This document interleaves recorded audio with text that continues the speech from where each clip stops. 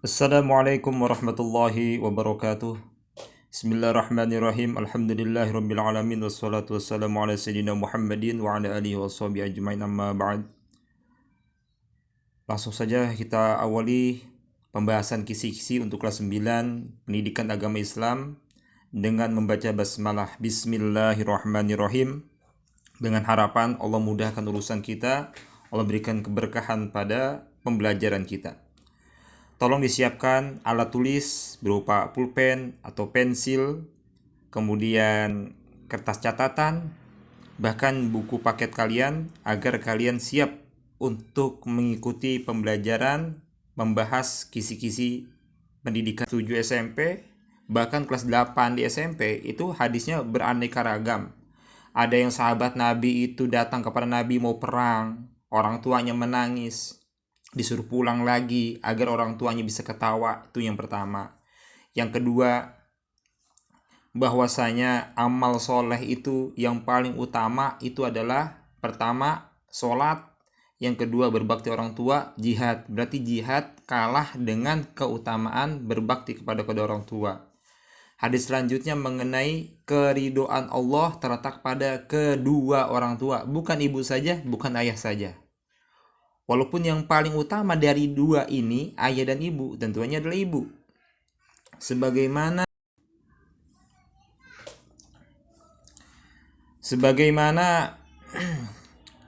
di dalam hadis Nabi Muhammad SAW, umuka, ibumu, sampai 3 kali Rasulullah SAW menyebutkan nama ibunya. Dan murkanya Allah terletak pada kemurkaan orang tua, itu pun hadis Nabi Muhammad SAW. Selanjutnya, peserta didik mampu menerapkan sikap terpuji kepada orang tua. Nah, ini juga sama. Jadi sikap terpuji pada orang tua ya banyak. Caranya kalau disuruh bagaimana? Gampangnya kayak gini. Secapek-capeknya kita, tatkala kita pulang dari kerja, sekolah, kemudian kita melihat orang tua kita juga sama letih, kita harus mengalah. Maksudnya bagaimana? Ya kalau seandainya kita harus nyapu, ya nyapu. Kita misalnya disuruh nimba air, ya nimba air. Kalau seandainya bahkan kita disuruh masak, kita masak. Karena zaman anak sekarang gak mungkin seperti ini. Pasti dia akan nyuruh ibunya atau ayahnya. Padahal ayah dan ibunya sedang letih. Ini gak baik, gak bagus. Jadi tetap kita yang melaksanakannya. Selanjutnya, sikap yang patut dilakukan kepada orang tua yang berbeda agama. Ini sangat penting. Nauzubillah min zalik, terjadi pada diri kita, nauzubillah wa iyazubillah. Tapi ada beberapa sikap, kalau seandainya orang tua itu menyuruh dalam masalah dunia, contoh nyapu, nyuci piring, kemudian sekolah, itu wajib ditaati. Wajib. Disuruh ke warung belanja, wajib, walaupun beda agama. Tapi tatkala seorang anak muslim disuruh untuk ibadah ke gereja, nah ini baru wajib menolak. Kalau seandainya dia ngikut, hukumnya adalah haram.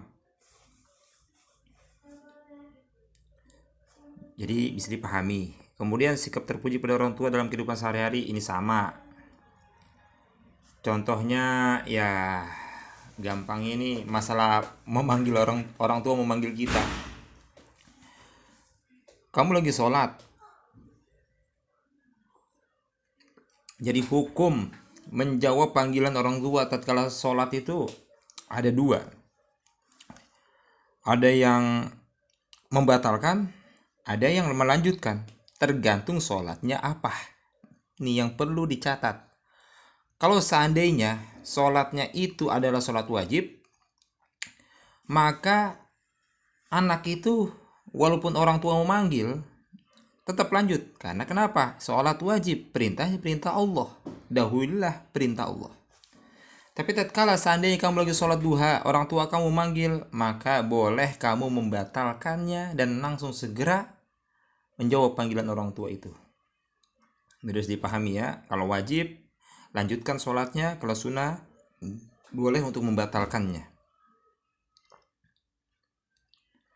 Manfaat berbakti pada orang tua dan guru, ya pasti kalian udah bisa lah. Kalau berbakti sama orang tua dapat ridhonya, surga Allah akan terbuka.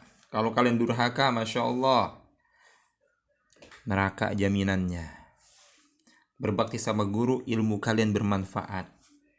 Anak menjadi anak yang soleh insya Allah. Bahkan hormatmu pada gurumu lebih utama daripada ilmu yang kamu dapatkan. Tuh manfaatnya. Jadi kita ilmu sedikit tapi hormat pada guru itu jauh lebih banyak manfaatnya. Ya minimal ilmu kita, bukan minimal ya, maksimal malah. Ilmu kita bermanfaat.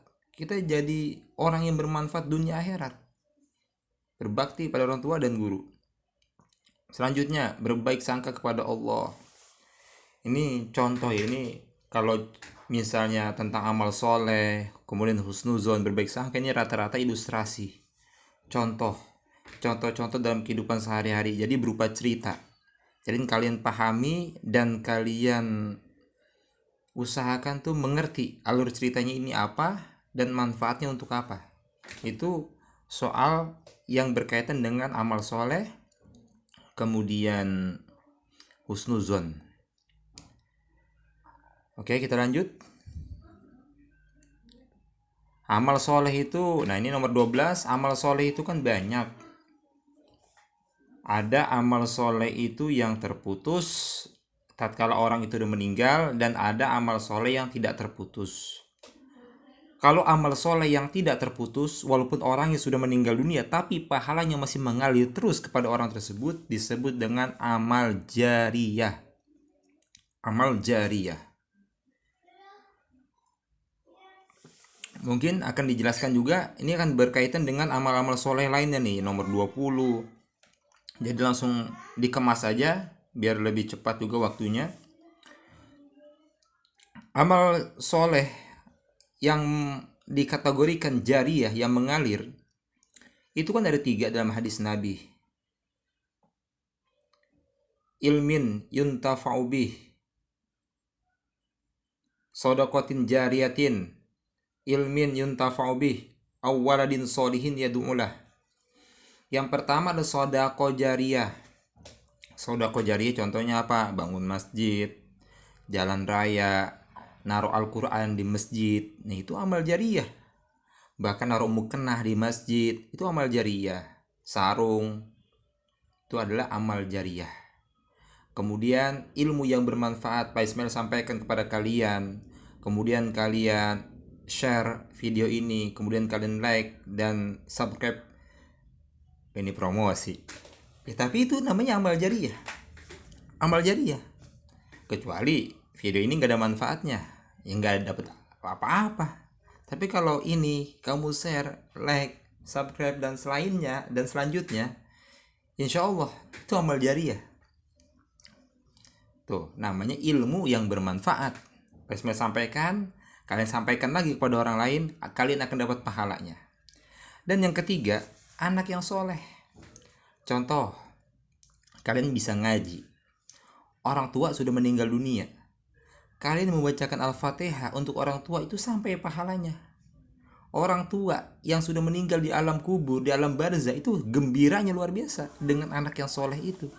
Karena kenapa? Pahalanya sampai, amalnya tidak terputus, anaknya mendoakan orang tuanya. Kemudian ini isi kandungan nomor 13, isi kandungan surah Al-Hasyr, Al-Asr berarti wal asri innal insana lafi khusrin illa alladziina amanu wa 'amilus solihati wa tawassaw bil haqqi wa tawassaw bis sabr. Ini luar biasa. Ayat ini menjelaskan tentang amal soleh juga. Jadi manusia itu dalam kerugian, kecuali pertama nih yang gak rugi nih, manusia semua rugi. Yang tidak rugi pertama orang yang beriman, yang kedua yang beramal soleh, yang ketiga yang saling menasihati dengan kebaikan dan menasihati dengan kesabaran. Tuh, udah dipahami. Kemudian amal soleh juga. Nah, ini ayat suci Al-Quran. Berarti ayat Al-Quran yang menjelaskan tentang berbakti kepada orang tua. Itu kalau kalian lihat di buku paket, itu ada. Jadi tolong kalian buka di buku paketnya biar kalian betul-betul paham. Jadi ada ayat yang menjelaskan bagaimana seharusnya manusia itu berbuat baik kepada Allah dan berbuat baik kepada orang tuanya. Jadi kalian lihat nanti di buku paket ayat tentang berbakti kepada kedua orang tua. Kalau di buku paket kelas 8 itu ayatnya surah An-Nisa ayat ke-36. Nah, ini bisa mengartikan, bisa juga kalian disuruh menjelaskan tentang isi kandungan yang ada pada surah An-Nisa ayat ke-36. Kemudian nomor 20-nya itu adalah syarat. Jadi amal kita ini kalau mau diterima sama Allah itu harus memenuhi syarat. Ya kayak orang mau kerja, kan kalau diterima pasti ada syaratnya. Umurnya sekian, jenis kelaminnya apa, kemudian pendidikannya apa. Nah, itu harus ada. Nah, begitu juga dengan amal soleh. Amal soleh seseorang itu akan diterima oleh Allah apabila memenuhi syarat. Nah, itu bisa kalian lihat di halaman 180. Jadi ada amal-amal soleh yang mana memenuhi syarat-syarat tersebut. Pertama, dengan ilmu. Jadi melakukan sesuatu dengan ilmu. Yang kedua, ikhlas karena Allah. Ya bisa jadi nomor 1 itu ikhlas. Tapi kalau di buku memang pertama dengan ilmu. Yang kedua, ikhlas karena Allah. Bukan karena ria, ingin terkenal, bukan. Tapi ikhlas karena Allah. Yang yang ketiga itu adalah sesuai dengan Al-Quran dan hadis. Jadi kita kerjakan ini Al-Quran dan hadis, bukan karena hawa nafsu kita. Selanjutnya, nah ini kita sudah memasuki tentang puasa wajib, puasa sunnah. Gampang ya, kan puasa wajib kalau di buku kalian kan itu hanya 4, ya kan? Puasa Ramadan, puasa nazar, kemudian puasa qada dan puasa kifarat. Itu adalah puasa-puasa yang wajib. Nah, kalau puasa sunnah itu di buku kalian juga ada 3 doang. Puasa Syawal, Arafah, Senin Kamis, walaupun masih banyak seperti puasa sunnah Nabi Daud, kemudian puasa sunnah Ayyamul Bid. Tapi yang kita pelajari hanya 3 saja. Dan kalian harus tahu tuh mana-mana yang wajib, mana-mana yang sunnah. Kemudian rukun syarat. Rukun puasa ada 2. Kemudian syarat wajib puasa, tolong kalian baca tuh, hafalkan. Syarat wajib, syarat sah puasa. Kalau syarat wajib, ini kan ada 3, berakal, balik, dan mampu berpuasa. Jadi kalau orang gak mampu puasa, gak wajib dia. Nah, kalau syarat sah, orangnya beragama Islam, orang kafir gak sah puasanya. Mumayyiz, balita, dia nggak wajib. Mumayyiz itu artinya mumayyiz itu artinya orang yang sudah ngerti, bisa membedakan mana yang kanan, mana yang kiri. Nah, itu namanya mumayyiz. Kalau misalnya masih balita, dia nggak sah puasanya. Kemudian suci dari hadas dan hadas berarti ya itu adalah haid, nifas. Ini bagi perempuan. Hadas di sini darahnya darah haid dan darah nifas. Jadi kalau perempuan haid udah segera dibatalkan saja. Karena kenapa? Tidak sah dia puasanya. Dan yang keempat, dia berpuasa di waktu yang diperbolehkan puasa. Kemudian mengenai sunnah-sunnah puasa, nah ini kalian juga harus paham. Jadi sunnah puasa itu banyak. Berdoa ketika berbuka puasa. Kemudian mengsegerakan berbuka, itu juga sunnah puasa. Memperbanyak sedekah, membaca Al-Quran, sholat malam, taraweh, kemudian witir, kemudian tahajud. Itu termasuk sunnah-sunnah puasa tuh. Sunnah-sunnah yang dilakukan di bulan suci Ramadan.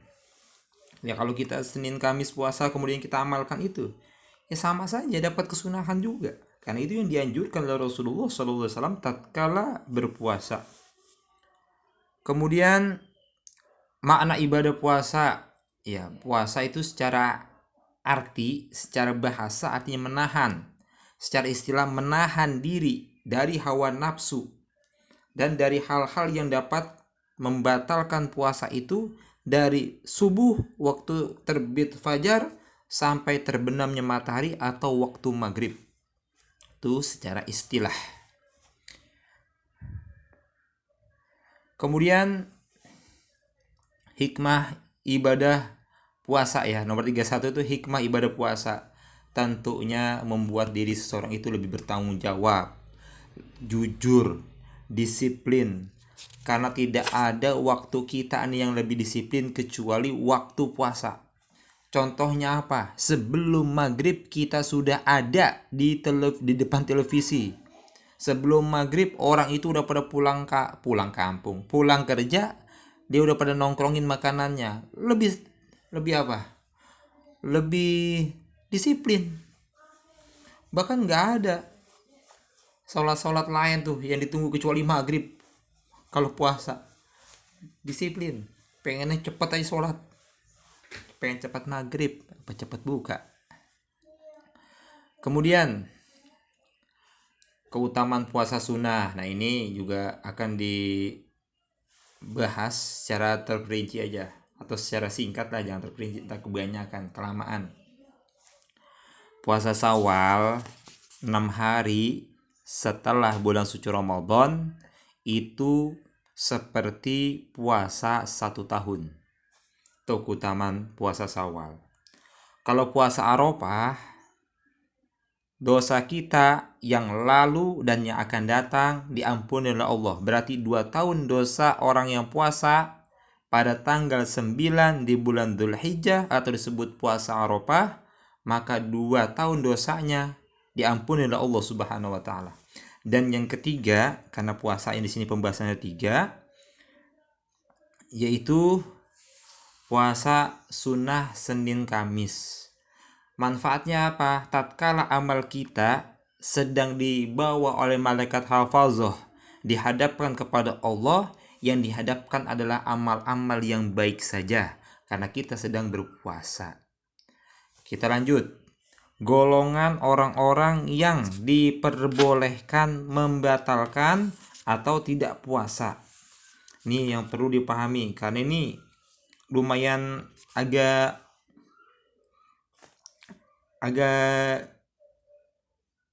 ruwet kalau kalian tidak paham. Karena kenapa? Karena ada orang yang hanya membayar qadha dan ada juga orang yang harus membayar fidyah. Jadi beda. Contohnya seperti perempuan haid, perempuan nifas itu hanya wajib mengqadha puasanya.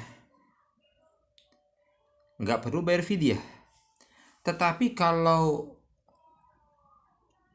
orang sakit dan sakitnya ini tidak ada harapan untuk sembuh, maka dia ada dapat keringanan, bukan mengqadha puasanya, tetapi dia membayar fidyah.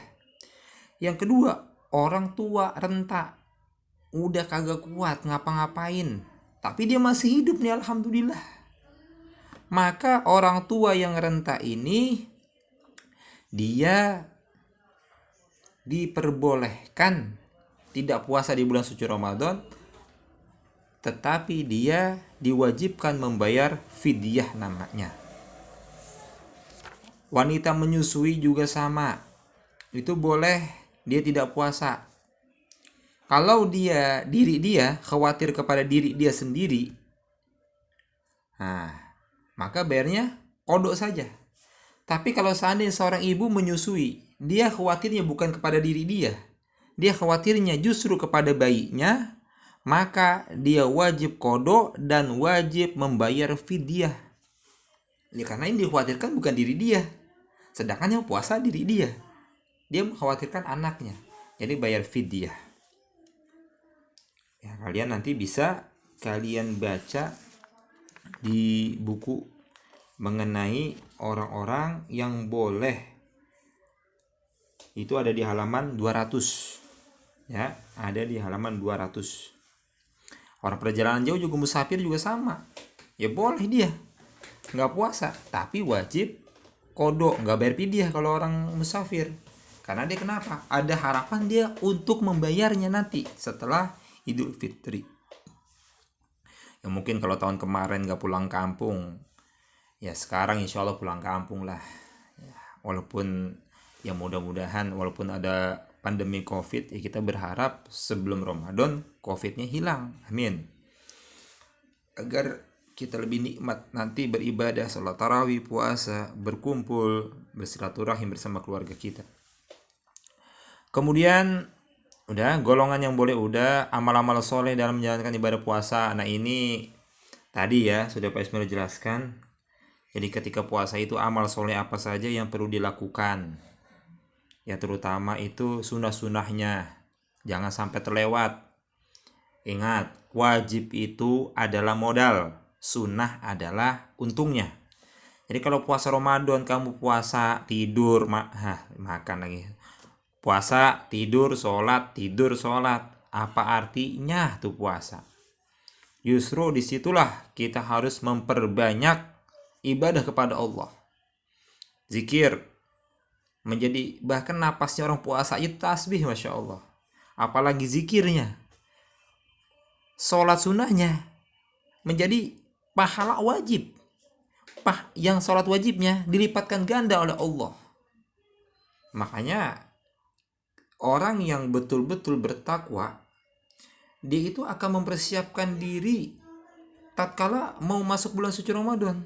Tujuannya apa? Amal-amal soleh seperti di nomor 34 ini, amal-amal soleh di bulan suci Ramadan itu nggak terlewat oleh dia. Dia punya program. Pagi tadarus, sholat duha, ikut kajian duha, masya Allah. Habis sholat zuhur tadarus, ikut kajian zuhur. Habis asar tadarus lagi. Wah Pak Ustadz, hemat sekolah. Ya sekolah kan sama, itu ibadah. Apalagi sekolah kalian sekarang online melulu, Zoom. Ya mudah-mudahan bermanfaat lah insya Allah. Kemudian ini memecahkan masalah ketika mengalami masalah dalam berpuasa. Memecahkan masalah. Ya maksudnya gini. Jadi ketika ada orang lupa nih. Jadi ketika ada orang lupa kan ini kan masalah nih bagi orang yang puasa nih. Orang lupa, dia minum. Pas udah ketelan, dia ingat lagi puasa. Apakah perlu dimuntahkan? Jangan. Kalau dimuntahkan justru batal. Dia muntah dengan sengaja. Jadi bagaimana? Ya cukup alhamdulillah. Namanya bersyukur kepada Allah. Allah kasih minum kepada dia. Kalau gitu lanjut nambah lagi. Batal kalau nambah mah. Jadi cukup berhenti langsung lanjut puasa tanpa membayar nanti atau membayar kodok setelah Ramadan. Nggak perlu. Bisa dipahami ya. Lanjut. Nah, bagaimana kalau seandainya ada orang mimpi basah di bulan suci Ramadan? Kan yang membatalkan puasa itu kan keluar air mani dengan sengaja. Tapi kalau dia tidur, kemudian tak taunya pas dia pegang canaknya itu basah karena memang betul mimpi basah, maka dia tidak batal puasanya dan tidak perlu mengkodok puasanya. Kenapa? Karena keluar air mani tersebut, ada sperma tersebut, dengan tidak sengaja. Tuh masalah yang perlu diselesaikan. Nah, gelar para Rasulullah. Ini kan kalian bisa baca nanti di bab tentang para nabi dan rasul. Itu tolong kalian pelajari. Ada gelar-gelar yang kalian hafal. Contohnya kalamullah, nabi yang berbicara dengan Allah itu siapa? Nabi Musa. Kemudian Khalilullah, kekasih Allah siapa? Nabi Ibrahim. Dan seterusnya. Ada namanya Khatibul Anbiya. Artinya tuh nabi yang paling pandai berpidato. Nah, cari nanti di buku tuh. Kemudian kaum. Ada kaum Ad. Nabi siapa? Samud. Kaumnya Nabi siapa? Kemudian Al-Hawariyin atau Al-Hawariyun, itu pengikutnya siapa? Kemudian umatnya Nabi Musa apa? Ya kalian baca biar kalian paham. Umumnya ya misalnya ini yang terkenal lah, insya Allah kalian paham. Kalau Ad itu Nabi Hud, Samud, Nabi Saleh, Al-Hawariyun, Nabi Isa alaihissalam. Dan kalian baca lebih jelasnya umatnya bagaimana, karakternya, jumlahnya berapa, itu harus kalian hafalkan, kalian pahami. Nah, ini adalah kekuatan, berarti mukjizat. Mukjizat yang Allah berikan kepada nabi-nabi dan rasul-rasul Allah. Ini tolong kalian pahami. Insya Allah sih mukjizat yang terkenal pastinya. Jadi kalian tidak terlalu sulit. Ya contoh, nabi yang bisa membelah laut, kan gampang tuh. Dengan tongkatnya, dengan izin Allah. Nabi Musa membelah bulan. Nabi Muhammad. Ini kan Pak Ismail contohin yang gampang-gampang. Nah, tapi kalian bisa pahami lah mukjizat-mukjizat para nabi. Onta keluar dari batu, nabi siapa? Bisa menyembuhkan orang sakit, bisa menghidupkan bahkan. Kemudian mengkualifikasikan sifat-sifat Rasulullah. Ini halaman di nomor 3940. Ini banyak nih. Sidik, amanah, tablik, fatonah, itu sifat wajibnya. Ini juga dibuat soal tuh ilustrasi, contoh ya, mengenai contoh seseorang atau contoh seorang nabi. Nah, dari contoh itu nabi ini memiliki sifat apa nih? Yang wajib dari yang empat sifat wajib ini. Apakah itu sifatnya sidik, apakah amanah, atau tablik, atau fatonah. Jadi kalian harus pahami ilustrasi dari cerita itu. Jadi jangan asal baca, tapi kalian mengerti, wah kalimat mana yang kalian perlu garis bawahi, sehingga kalian paham bahwasanya cerita ini tuh menunjuk kepada sifat yang ini. Nah, ini kemudian doa-doa yang dibaca. Memang doa yang dibaca Nabi pasti banyak. Tapi yang akan kita bahas di sini adalah doa-doa tatkala seorang nabi itu mengalami kekhilafan atau kesalahan. Ingat, nabi itu maksum, terbebas dari kesalahan. Makanya setiap nabi melakukan kesalahan itu selalu dituntun, selalu dibimbing oleh Allah supaya jangan ada yang melakukan kesalahan lagi. Bisa jadi kesalahan para nabi itu menunjukkan kepada kita nih manusia agar selalu berhati-hati. Nabi saja yang maksum bisa. Nah, bisa.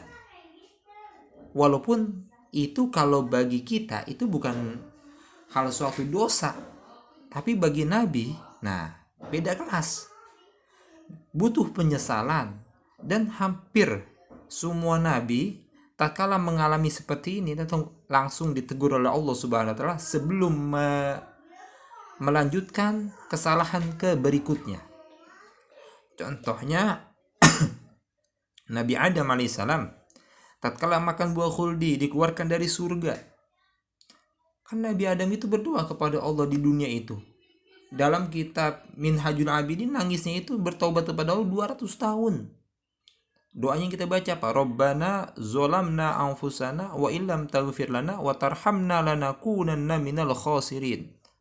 Ya Allah, kami, Rabbana, wahai Tuhan kami, zolamna, kami telah menganiaya diri kami. Kenapa pakai kami? Karena berbuat dosanya berdua, Nabi Adam dengan Hawa. Yang kedua, doa supaya dikaruniakan anak, Nabi Ibrahim, Robbi habli minas sholihin. Karena Nabi Ibrahim ini diuji oleh Allah, umurnya lebih dari 80 tahun itu belum punya anak. Nah, doanya Nabi Ibrahim apa? Robbi habli minas sholihin. Ya Allah, karuniakanlah pada saya anak. Bahkan Nabi Musa membelah laut, itu ada doanya juga.